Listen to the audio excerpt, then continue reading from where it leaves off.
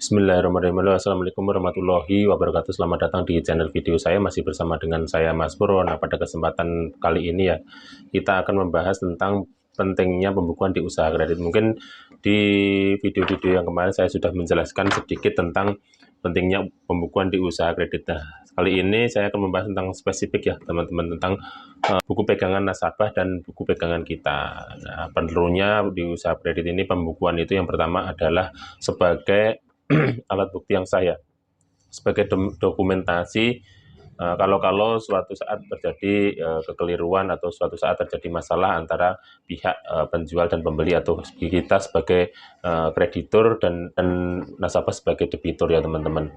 Tentunya ini sangat penting. Yang pertama, perlunya kita memegang buku kredit ini kan tentunya teman-teman sudah tidak asing lagi ya, yang di usaha kredit atau teman-teman kalau melihat orang-orang di usaha kredit itu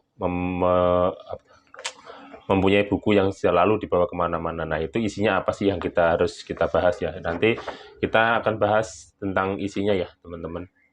Isinya yang untuk nasabah dan yang untuk kita. Kalau yang untuk nasabah itu ya sama seperti sebenarnya saya bikin, kalau saya ya 2 rangkap sama seperti itu. Bedanya kalau yang punya saya, yang dipegang oleh yang kita pengusaha kredit atau kita sebagai kreditur, itu ada bukti transfer ya, ada bukti transaksi ya di sini. Kita bisa bukti transaksi ini berupa nota pembayaran atau nota pembelian dan sebagainya. Itu sebagai bukti bukti untuk kita ya sebagai pegangan, atau untuk nasabah itu atau untuk customer ya, buku seperti ini sebagai catatan.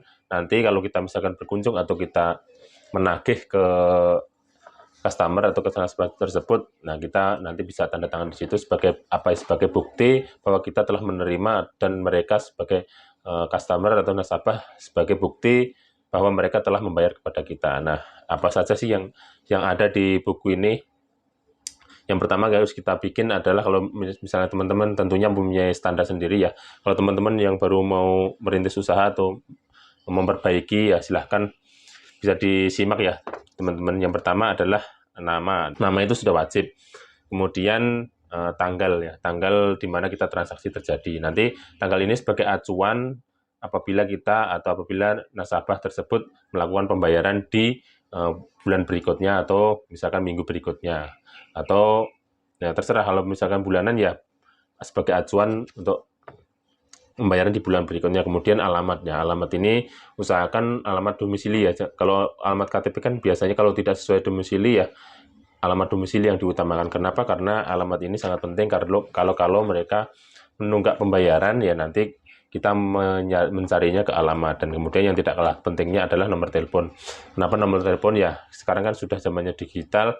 Jadi nomor telepon ini sangat penting karena ya kita untuk mengingatkan pembayaran, mengirim bukti transfer dan sebagainya, itu nomor telepon sangat penting. Kemudian jumlah ini adalah jumlah yang harus dibayarkan, total jumlah yang harus dibayarkan customer kepada kita selama sampai dengan jatuh tempo. Yang kemudian tenor itu adalah lama atau jangka waktunya, misalkan 3 bulan, 6 bulan, 12 bulan, 18 bulan, 24 bulan dan seterusnya.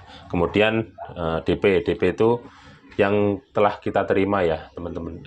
Down payment ya, atau DP itu uang muka yang telah kita terima ya, kita cantumkan di sini. Kalau nggak tanpa DP ya tidak apa-apa tanpa DP. Nah, kemudian nama barang. Nah, nama barang itu yang ya teman-teman tentunya harus dicantumkan secara rinci di sini. Misalkan saya mengkreditkan HP Realme C55 6/128. Nah, itu nama barang itu sangat perlu. Nanti ya sewaktu-waktu kita juga kalau mengingatkan nasabah, atau kalau kita kan namanya, kalau nasabah, kalau customer banyak itu ya kita juga lupa barangnya apa ya gitu loh.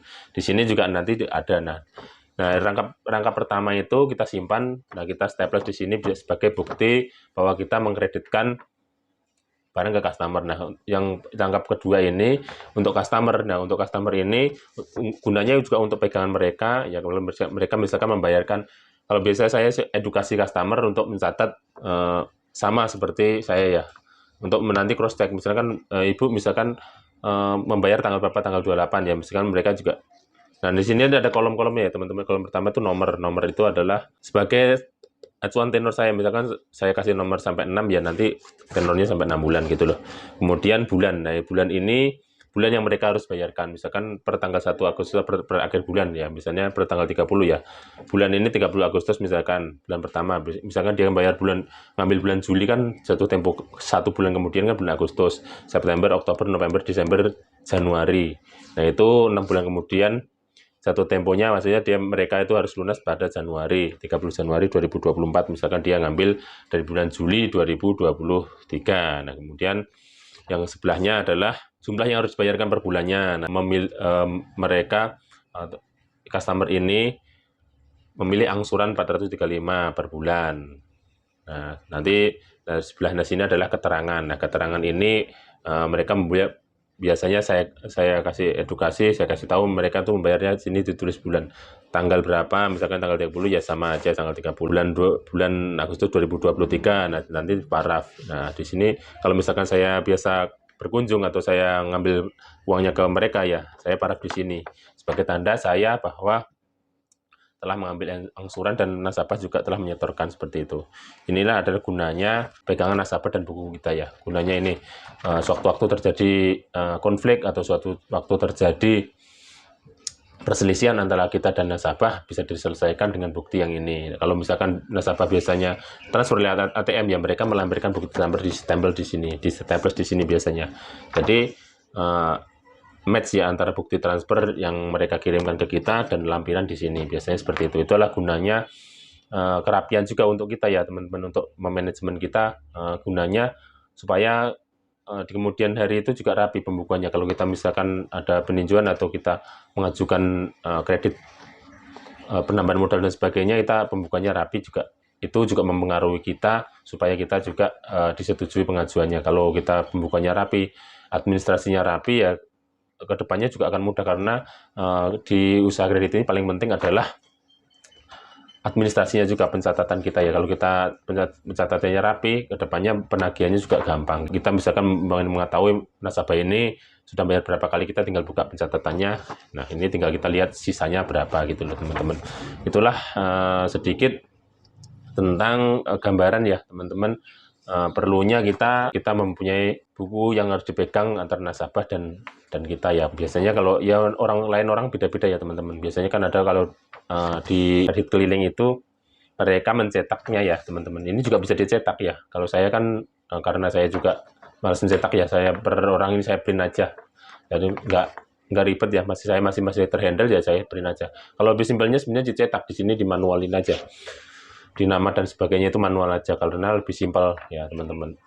Isinya manual. Tapi kalau dicetak itu nanti berganti tahun agak susah nyetak lagi. Kalau kita misalnya print ya, kita tinggal ganti bulan dan tahunnya. Kalau misalnya dicetak kan bulan dan tahunnya mereka itu sudah kalau misalkan lewat 6 bulan jatuh tempo ke tahun berikutnya, cetakannya juga harus ganti, atau di sini di bulannya dibikin manual saja. Kalau misalkan mau cetak untuk buku pegangan customer dan buku pegangan kita sebagai bukti atau sebagai kontrol tentang pembayaran di usaha kredit barang ini ya teman-teman. Itulah perlunya usaha kredit. Sedikit gambaran ya teman-teman. Tentunya teman-teman mempunyai metode pembayaran sendiri, mempunyai buku pegangan tersendiri macam-macam, tapi itu sebagai gambaran diri saya ya, bukunya seperti ini ya teman-teman. Kalau kemarin kan sudah saya sharing juga ke beberapa teman-teman yang pengen tahu atau pengen ya, sebenarnya di internet banyak ya referensi seperti ini. Setiap orang beda-beda mempunyai ya teman-teman.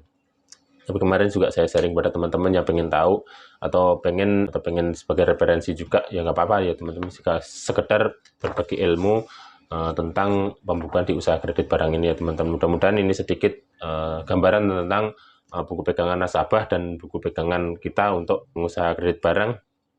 Mudah-mudahan ini bermanfaat bagi teman-teman semuanya. Kalau misalkan ada yang pengen sharing, pengen ditanya-tanya ya, silahkan di kolom komentar ya teman-teman.